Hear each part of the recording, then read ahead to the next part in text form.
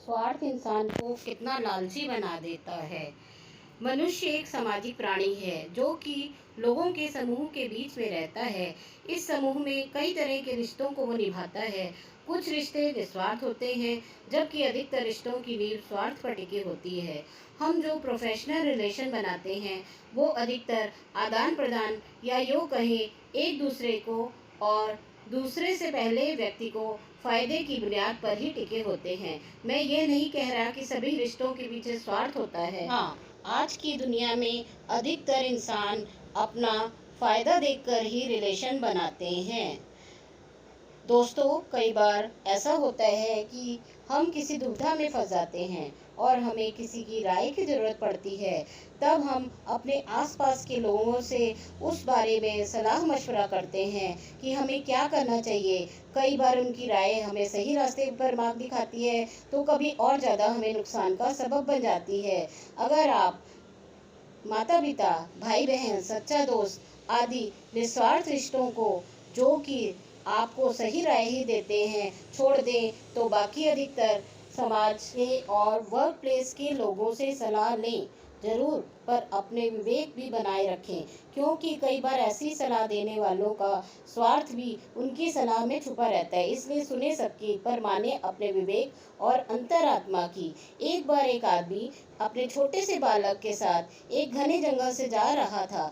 तभी रास्ते में उस बालक को प्यास लगी और उसे पानी पिलाने का उसका पिता उसे एक नदी पर ले गया। नदी पर पानी पीते पीते अचानक बालक पानी में गिर गया और डूबने से उसके प्राण निकल गए। वो आदमी बड़ा दुखी हुआ। उसने सोचा, इस घने जंगल में इस बालक की अंतिम क्रिया किस प्रकार करूं। तभी उसका रोना सुनकर एक गिद्ध, सियार और नदी में एक कछुआ वहां आ गए और उस आदमी से सहानुभूति व्यक्त करने लगे। आदमी की परेशानी जानकर सब अपनी सलाह देने लगे। सियार ने लार टपकाते हुए कहा, ऐसा करो, इस बालक के शरीर को इस जंगल में ही किसी चट्टान के ऊपर छोड़ जाओ, धरती माता इसका उद्धार कर देगी। तभी गिद्ध अपनी खुशी छुपाते हुए बोला, नहीं, धरती पर तो इसको जानवर खा जाएंगे। ऐसा करो, इसे किसी वृक्ष के ऊपर डाल दो, ताकि सूरज की गर्मी से इसकी अंतिम गति अच्छी हो जाएगी।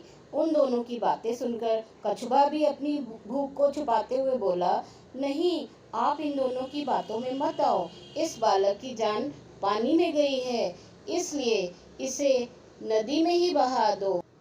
और उसके बाद तीनों अपने अपने कहे अनुसार उस आदमी पर जोर डालने लगे।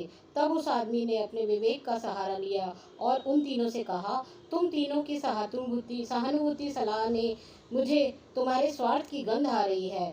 सियार चाहता है कि मैं इस बालक के शरीर को ऐसे ही जमीन पर छोड़ दूं, ताकि मैं उसे आराम से खा सकूं। और गिद्ध, तुम किसी पेड़ पर इस बालक के शरीर को इसलिए रखने की सलाह दे रहे हो, ताकि इस सियार और कछुए से बचकर आराम से तुम दावत उड़ा सको। और कछुआ, तुम नदी के अंदर रहते हो, इसलिए नदी में अपनी दावत का इंतजाम कर रहे हो।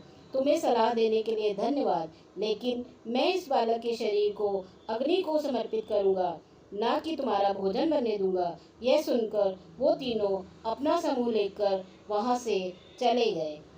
दोस्तों, मैं ये नहीं कह रहा हूँ कि हर व्यक्ति आपको स्वार्थ भरी सलाह ही देगा, लेकिन आज के इस कॉम्पिटिटिव युग में हम अगर अपने विवेक की छलनी से किसी सलाह को छान लें तो शायद ज़्यादा सही रहेगा। हो सकता है कि आप लोग मेरी बात से पूरी तरह सहमत ना हो, पर कहीं ना कहीं आज के युग में ये भी तो सच है कि मेरे नज़दीक रहते हैं कुछ दोस्त ऐसे जो मुझ में ढूंढते हैं गलतियां अपनी।